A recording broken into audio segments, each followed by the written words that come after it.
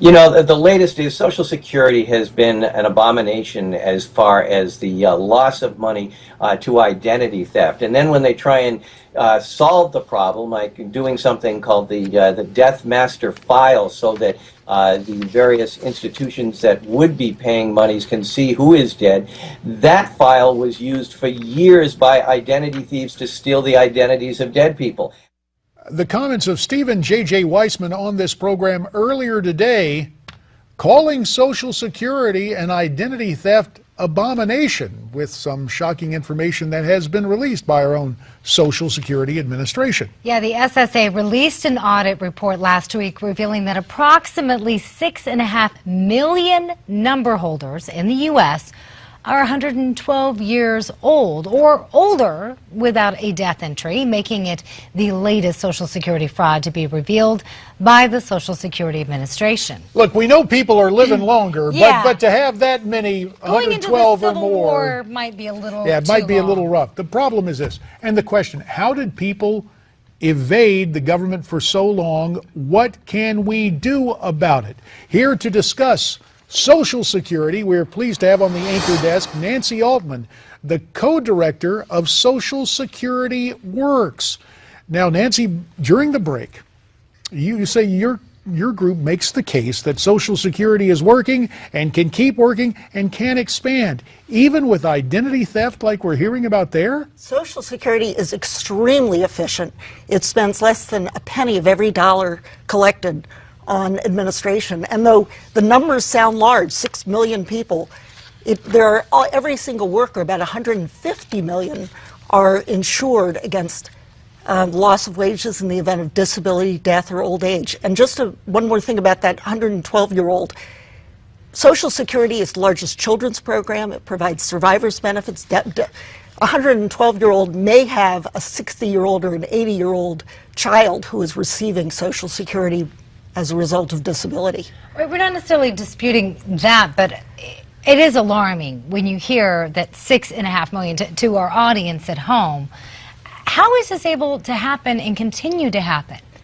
Social Security, as I say, is a program, as our title in the book says, is a program that works. It is any kind of insurance you find will have some problems, some overpayments, and so forth. But as I say, Social Security has fewer than most private insurance and is much more efficiently run. Nancy, with all due respect, I served on the Social Security Subcommittee for Ways and Means. We've seen the actuarial numbers. We've seen the change. When Social Security started in 1935, my granddad was a catcher for the Tigers, and you had about that many on the roster. They won the World's Championship that year, and you had about 30 to 35 guys on the roster, and that was about the worker per recipient. Now you've got, what, one recipient for every, what, less than 2 workers or less than 3 workers? So how do you make that work for the years to come? Social Security is the United States is the wealthiest nation in the world. It is at its wealthiest point in history, which means it's the wealthiest nation in the history of the world.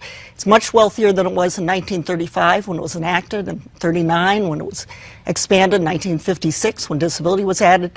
There's no question we can afford to expand Social Security, and facing a retirement income crisis, it's just what we should do.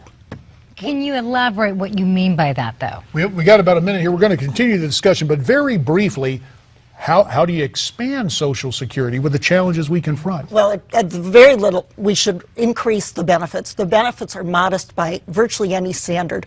We should also add some benefits.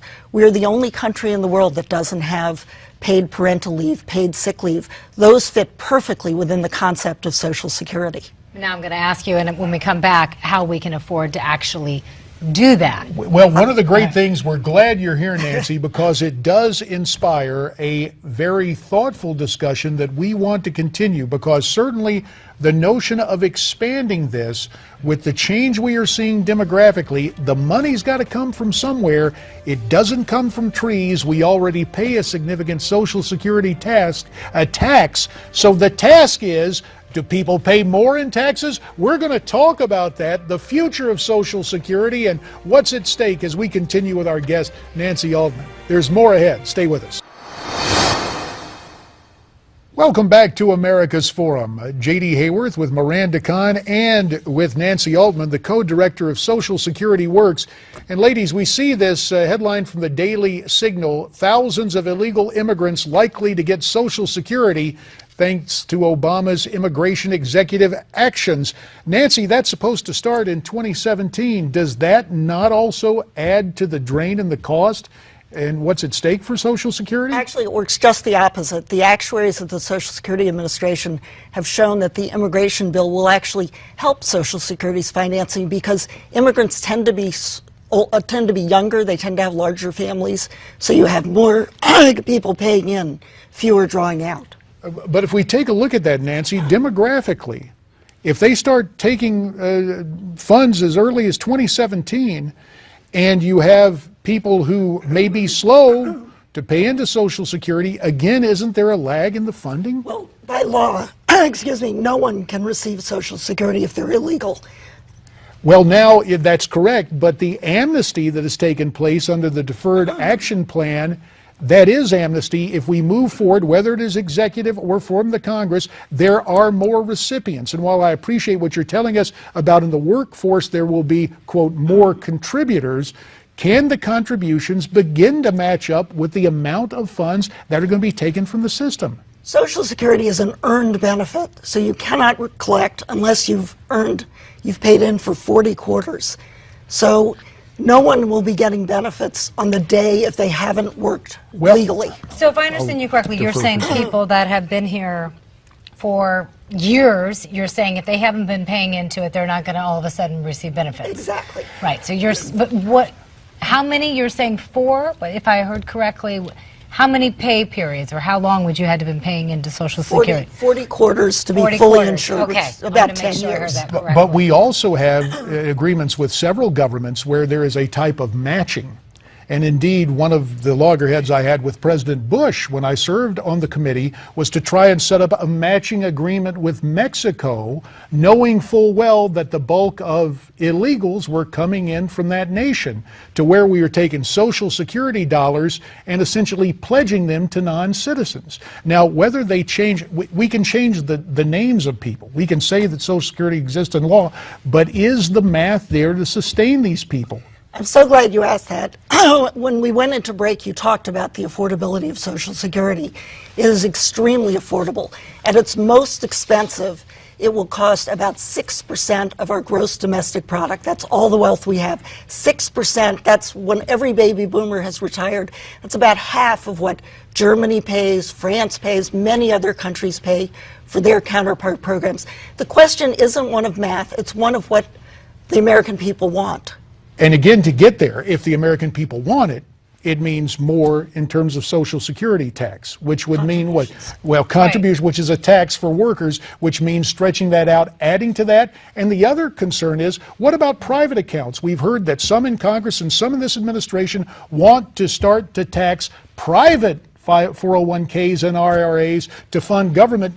Is that where Social Security Works believes the shortfall or believes more money is available? The leading proposal for bringing in new revenue is to what they call scrap the cap. There is a maximum on earnings. Every worker pays 6.2% up to $118,500. Now, 94% of American workers earn less than that amount, so they don't even know there's a maximum. They pay every pay period all year long. But Bill Gates stops paying Social Security probably by lunch on January 1. February 11th was when the top 1% stopped paying. And many are saying everyone should pay the same percent of their wages. That goes a long way to allowing us to both continue to pay benefits in full and on time and indeed expand benefits. Nancy Altman, we do hope you'll come back and visit us again because this has been the seed for a great discussion that we hope to continue. Social Security Works. There may be some differing ideas on just exactly how we have it continue to work in the future. We will tell you that in the immediate future at high noon, it'll be midpoint. John Bachman is in today for Ed Berliner. That'll be followed at 3 o'clock Eastern by Steve Malzberg, and then at 6 Eastern, the Daily Wrap. We'll see you here tomorrow, 9 in the East, 6 in the West. Stay brave, stay free, stay tuned.